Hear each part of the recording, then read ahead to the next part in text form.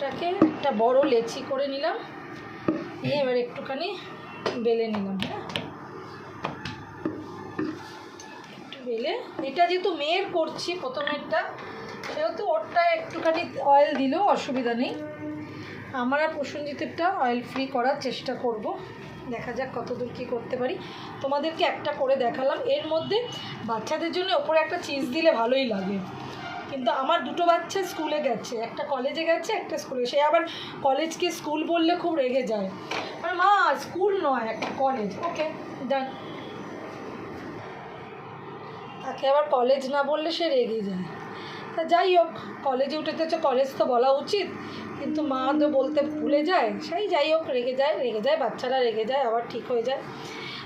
তারা দুটো নেই, তাই জন্য আমি এটাতে আজকে চিজটা ব্যবহার করলাম না। যেদিনকে ওরা তিনজন থাকবে আমি এর ওপর একটা চিজ দিয়ে দেবো। তোমাদের বাড়িতে বাচ্চা থাকলে হ্যাঁ তোমরা চিজ দিয়ে করে দিতে পারো। একটু হাতের সাহায্যে খুব সুন্দরভাবে একটুখানি গুছিয়ে নেবে, নিজেদের মতন করে একটুখানি গুছিয়ে নেবে। বন্ধুরা, যে মায়েরা দেখছো তোমরাও বাড়িতে বাচ্চাদের জন্য করবে, একটু গুছিয়ে নেবে, একটু আটার সহকারে মাখলে জিনিসটা খুব ভালো হয়। শীতকালে সকালে এরকম একটা পরোটা তো মানে বানতাই হ্যাঁ বন্ধুরা, হ্যাঁ তাই না? বলো। আমি একটুখানি ড্যাব করে পুরো জিনিসটা পুরো দিকে ছড়িয়ে দিলাম, দিয়ে এবার আমি হালকা হাতে একটুখানি জাস্ট টেনে দেবো। এই টানলাম,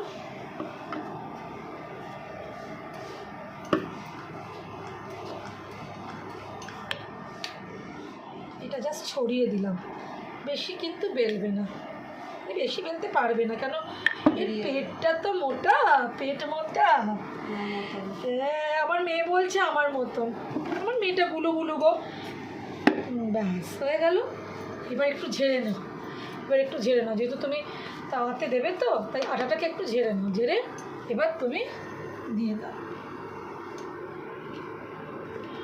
সবসময় একটু হাতের সাহায্যে একটু ব্যবস্থা করে নেবে। এবার এটা হোক, একটু সময় নিয়ে হতে হবে। হ্যাঁ, তো ভাজা হচ্ছে, এখন অনেকটাই ভাজা বাকি আছে। মেয়েটা করছি বলে একটু অয়েল দিলাম, কেন ওরা খাক, আমরা না খাই, বাট ওরা খাক। কী বলো বন্ধুরা? আমাদের বয়স হয়েছে, ওদের তো আর এখন বয়স হয়নি। দেখো কেমন ফুলছে, দেখো পরোটাটা কি সুন্দরভাবে ফুলে উঠেছে, আর ভেতরটা যা সুন্দর খেতে হবে। একবার ট্রাই করো, যারা দেখছো, যারা দেখবে আমার এই ভিডিওটা। আমি বলছি তোমাদের এই সমস্ত জিনিস এখন আমাদের বাজারে একদম মানে 8-2 দিন বাদে আর একটু সস্তা হয়ে যাবে, এখন হয়তো এতটা সস্তা হয়নি। তোমরা একবার এটা করো বাড়িতে করে, আর মাঝখানে না চিজ দিয়ে দেবে।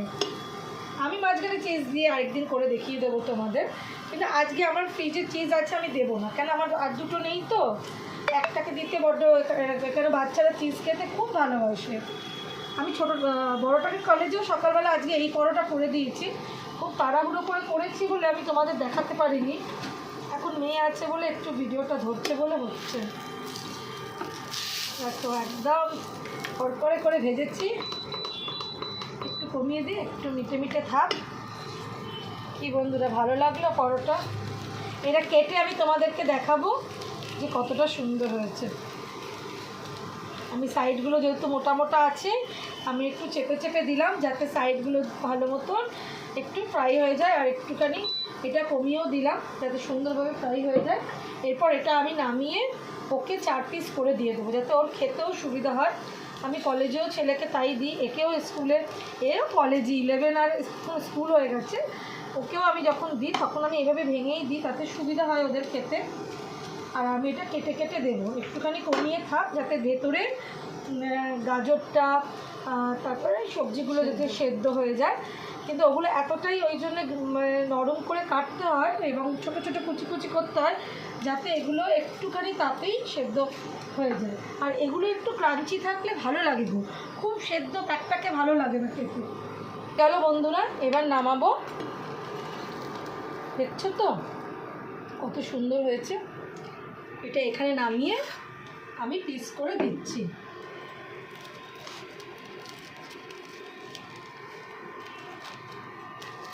কোনো জায়গায় যদি জার্নিতেও যদি এই পরোটা নেওয়া যায় না শীতকালে, এর সাথে দুখানা রসগোল্লা কিংবা নতুন গুড়ের সন্দেশ এইসব, কিংবা বোঁদে, যা ইচ্ছা নাও, দেখবে খুব ভালো লাগবে খেতে।